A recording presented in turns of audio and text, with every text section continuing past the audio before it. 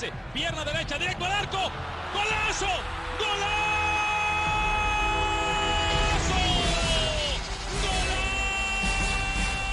The world of football with a soccer perspective. This is Soccer Today with Duane, Rollins and Kevin Laramee, live on the Sports Podcasting Network. Good day, good night, and welcome to Soccer Today for Thursday, September 5th, 2019. I missed a month here and there. I guess summer really went by quickly for me. It did. September 5th, 2019. I'm joined by Duane Rollins. As always, how you doing today, Duane? I'm doing well. When I got to wait for the bus this morning, I knew it was September right away because that cold air is starting to settle over for the long haul till we get the warm stuff back again next April. Yeah, but next year we have the Euro, and there's the Euro qualifiers starting today. Well, not starting, but on our televisions today. Those will be on TSN. Now, One Soccer had a match last night. Ford traveling to Pacific, a 1-1 draw, but we'll start the show talking about the U.S. men's national team. 2 friendlies in this upcoming international break window. Duane, that's the problem with 3-team groups, right? You don't have games all this at once in a group. Of course, famously, Canada is in Nations League Group A of Cuba and the United States. Mexico. Yes. Yeah, Cuba, Canada, and the United States. Yeah, exactly. That is the group. Mexico is tomorrow's opponent for the United States, and Canada is the same group as Cuba for the CONCACAF Nations League Group A.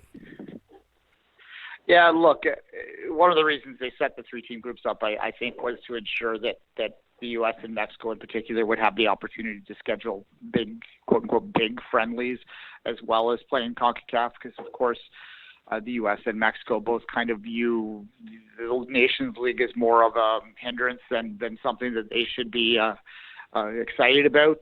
When you look at their boards and look at their fans, they kind of are very dismissive of this, despite the fact that it is technically, it's literally part of Gold Cup qualifying. It is technically kind of part of World Cup qualifying, although I remain unconvinced that there will be much movement in the top 6 when it comes to the ranking points, just because the math is very difficult to see how there would be enough teams move out and enough teams move up, to even if they were a perfect run, like we've seen John Herdman suggest. But the U.S. will certainly look at these 2 friendlies this break as an opportunity to play, their old rivals in Mexico and Uruguay, which is a decent touch, one of the best teams of the last 15 years or so.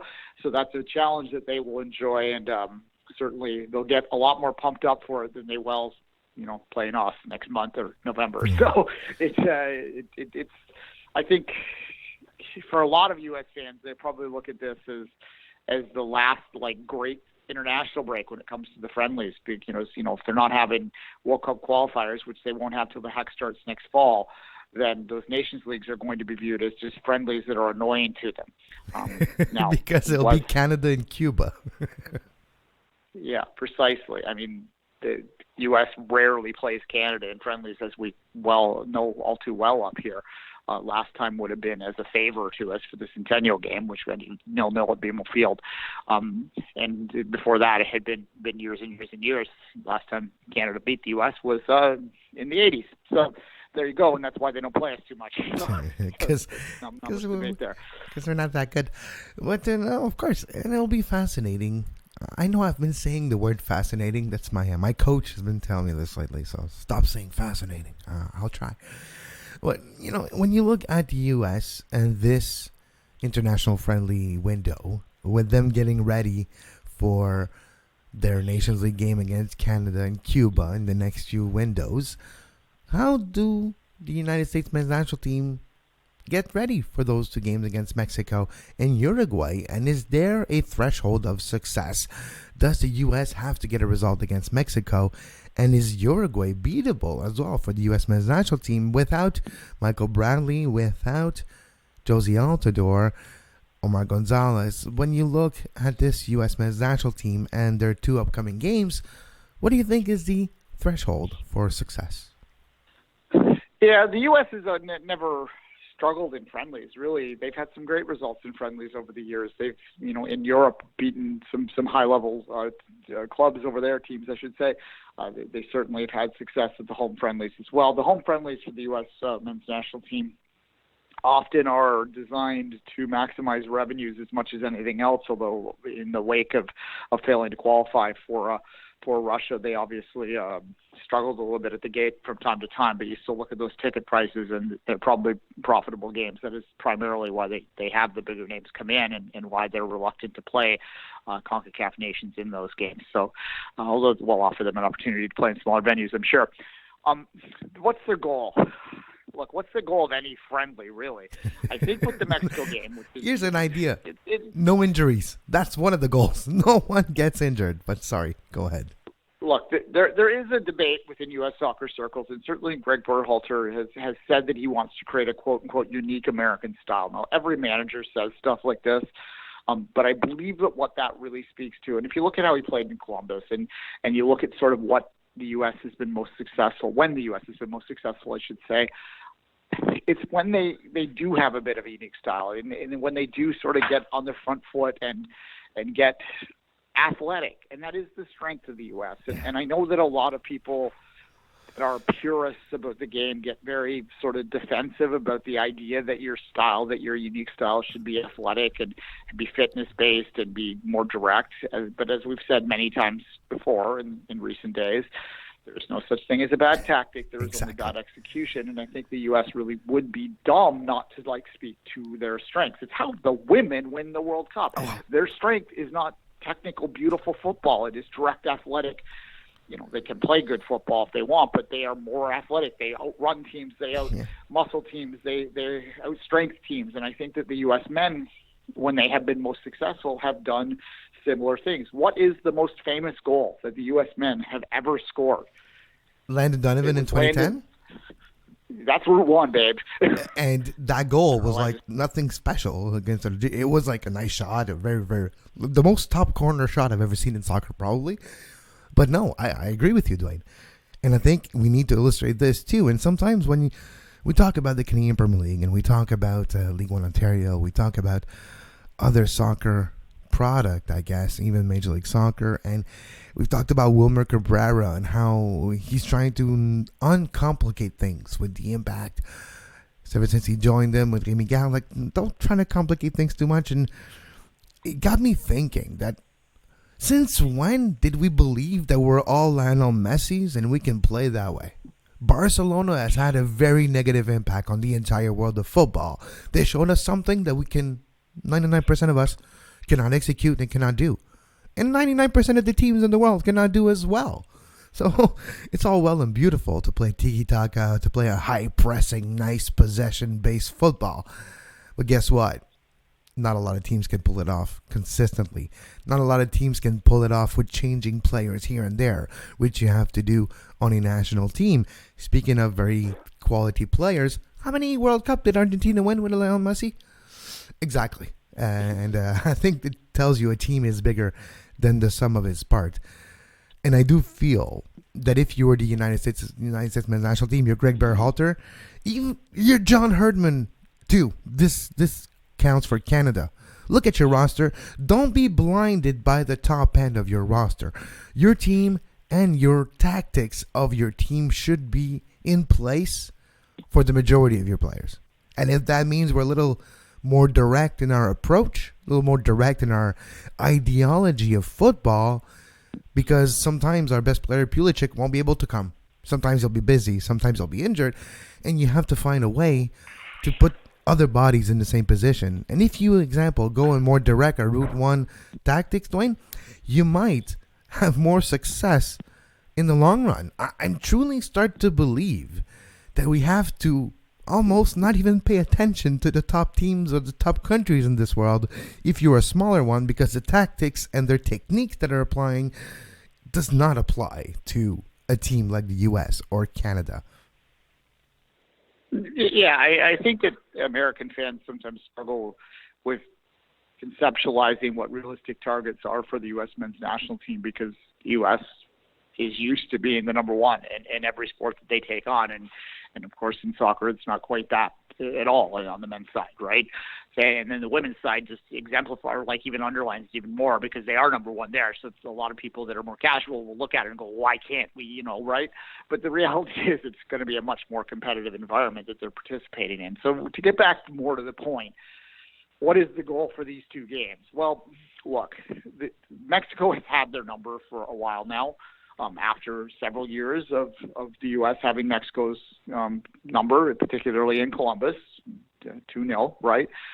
Dos Cero. They have not been doing that lately.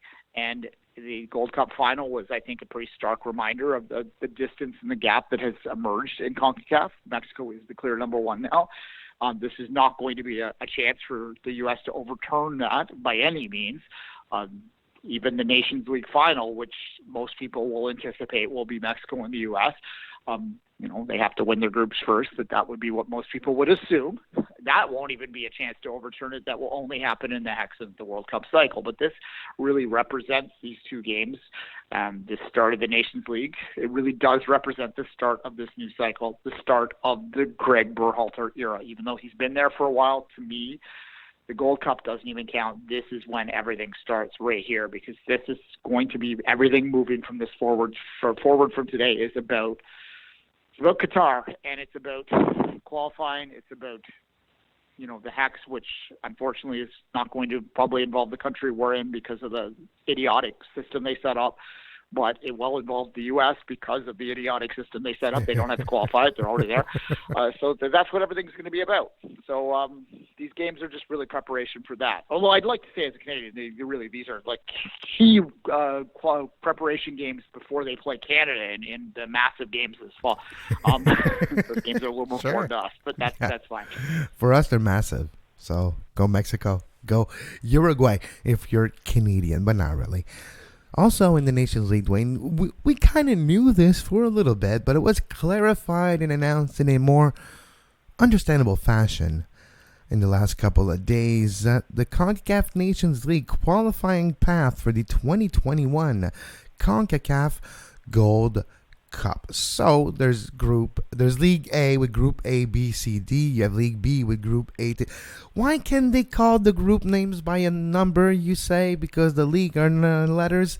I agree. It would have been a lot easier. League A, Group 1. No, they're all putting letters everywhere. Thank you, CONCACAF. League A, Group A, B, C, D. League B the same. League C the same. So the top two teams of every group in League A go directly to the CONCACAF Gold Cup. The third place teams in group from League A go into the round 2 of qualifiers, with opponents coming from, obviously, round 1. The round 1 opponents, the top seed of League B of the 4 groups, goes to the Gold Cup.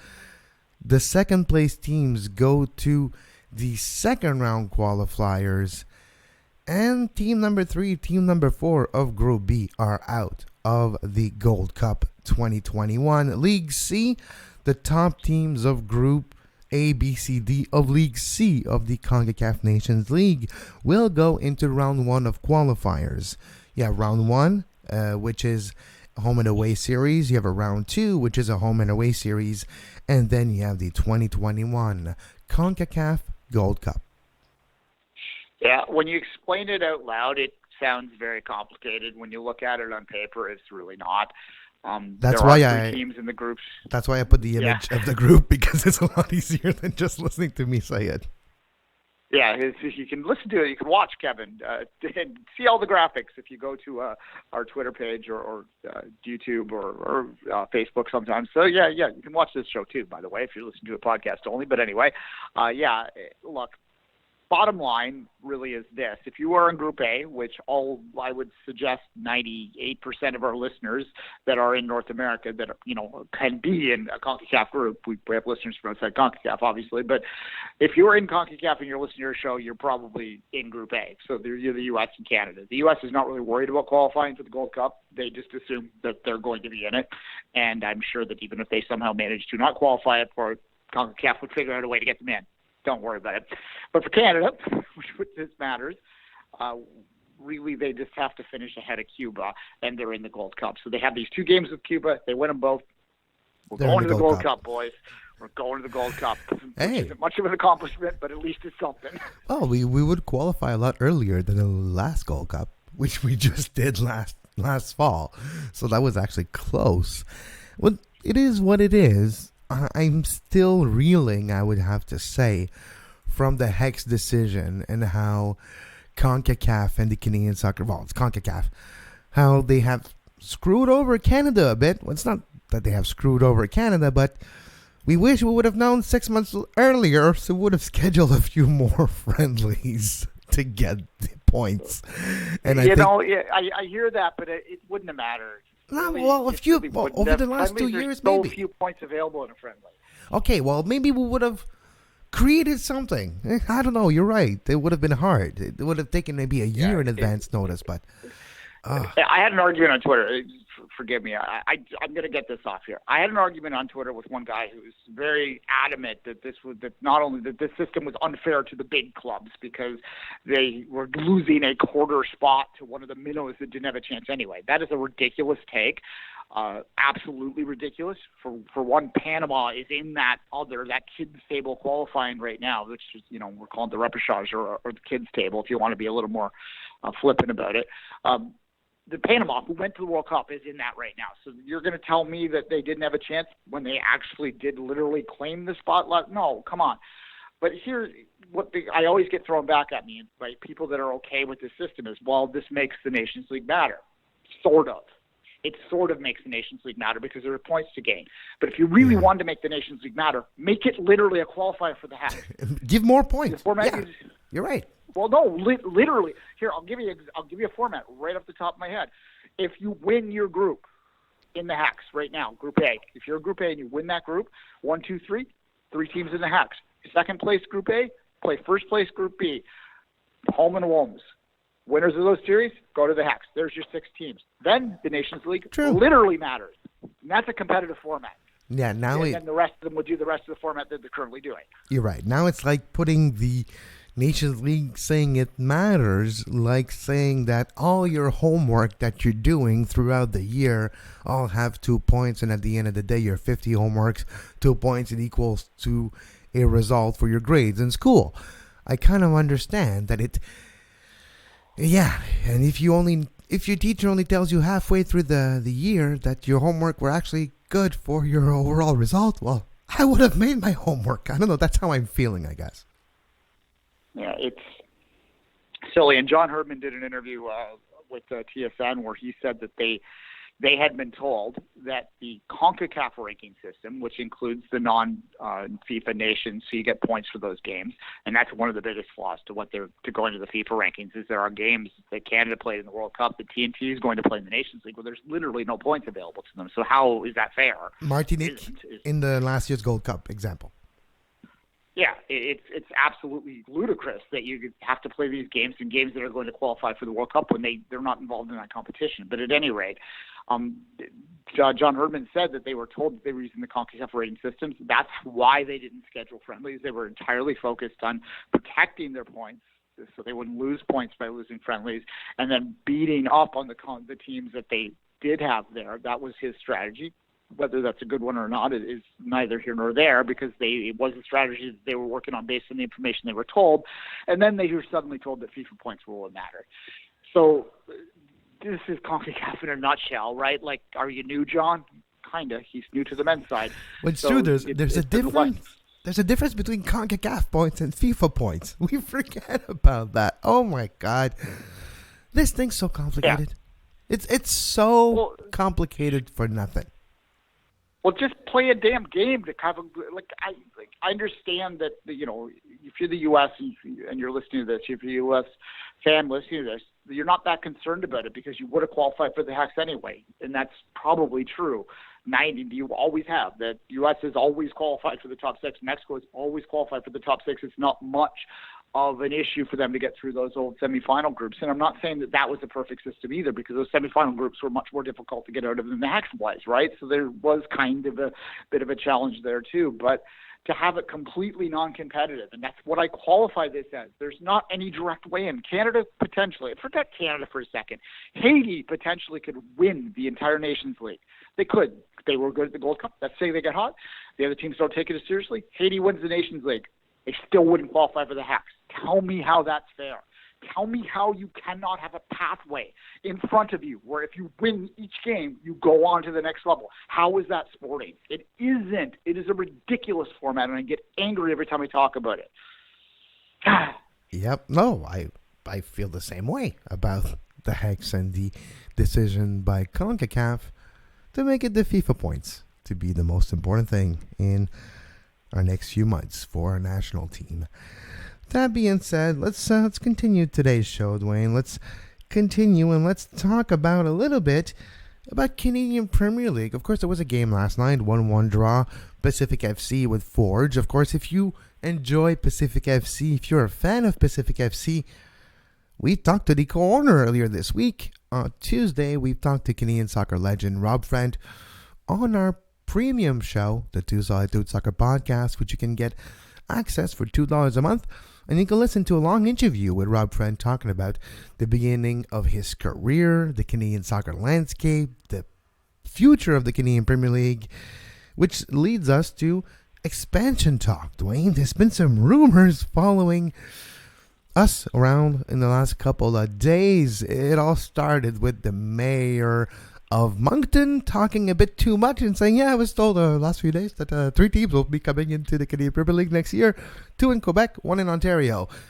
And another rumor, this one's coming from the BC Lower Mainland, the Fraser Valley might see a Canadian Premier League team in 2021.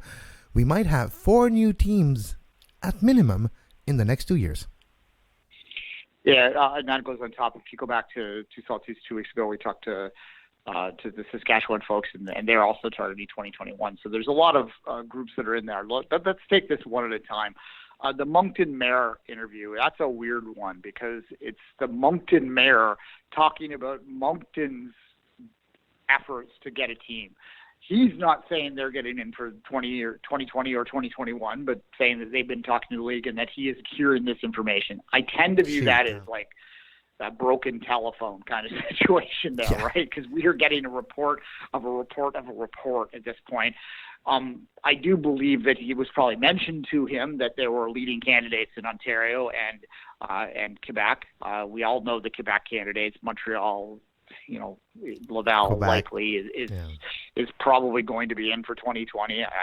There are a lot of people that are worried about it right now because they haven't heard anything. I would remind these people to think back to last year at this time, and there were still only 3 teams mentioned, even though we knew Halifax was there and we knew they're going to wait to the season. And I agree with you. No news might actually be good news because remember when we used to hear a lot about it with Alex Bunbury's efforts, and he was very vocal on social media about his efforts. And then he was like, maybe I should not be as vocal. So from now on, I won't be as vocal. And he hasn't been. And there's other group interested too. And there's Quebec City. And there's a lot of chatter now about the Canadian Premier League in my own province. Yeah. They're going to wait till the season is over before they announce any expansion teams. In fact, they might. It wouldn't surprise me that it gets announced in between the legs of the final. That would be what I would suggest would happen. Look, say what you want about the KMPL. They've been very effective marketing over the years. They were very consistent in dripping things. They do not throw everything out at once. They drip it. And they're going to do the same thing with the extension announcements. So do not view the fact that we haven't heard anything as an indicator that it won't be there. So Quebec City is the other one there. And I do think that they want to go in 2 at once in Quebec, and that's for a couple different reasons. First off, it blankets the province and then puts the seed in other groups potentially in Quebec. I don't know, Sherbrooke, Trois-Rivières. Maybe Montreal proper might be down the line, might be possible. But who knows? I don't know where else there would be in Quebec, Kevin. Really, I'm trying to think. Gatineau? Maybe Gatineau.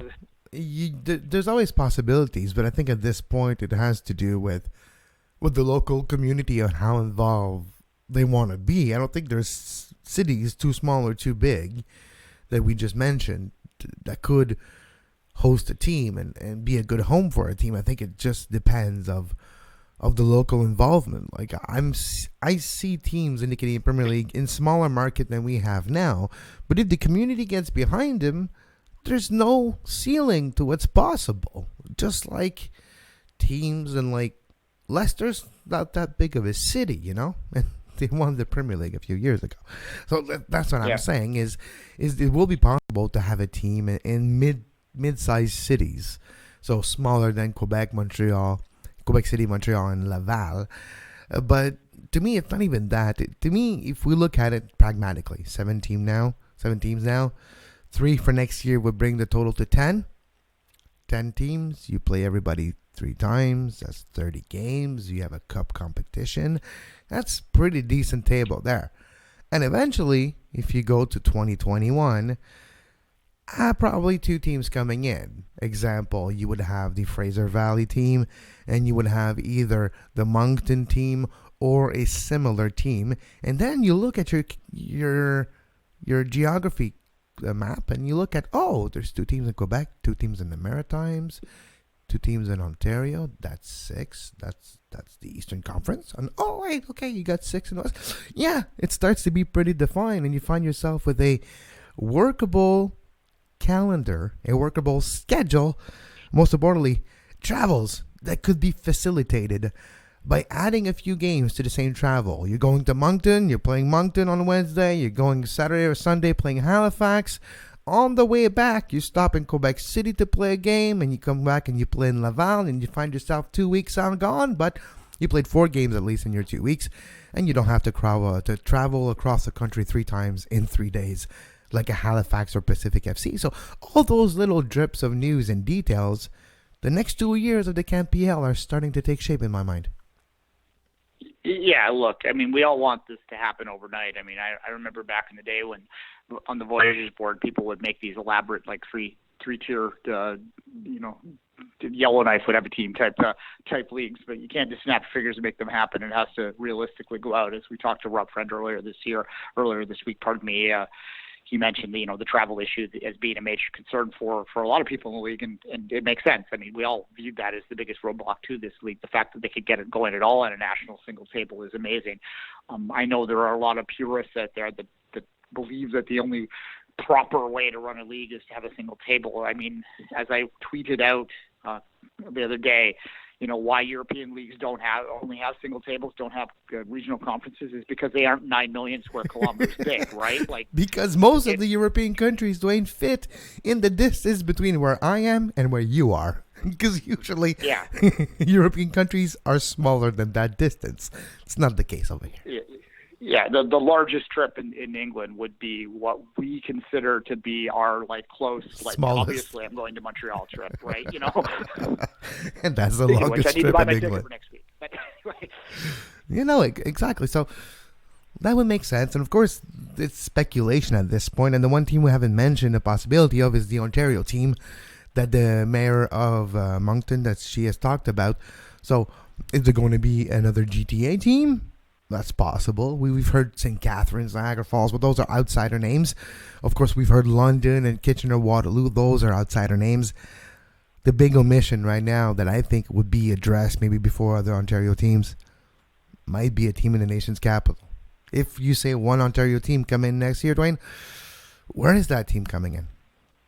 Yeah, it could be Ottawa that they're talking about for sure.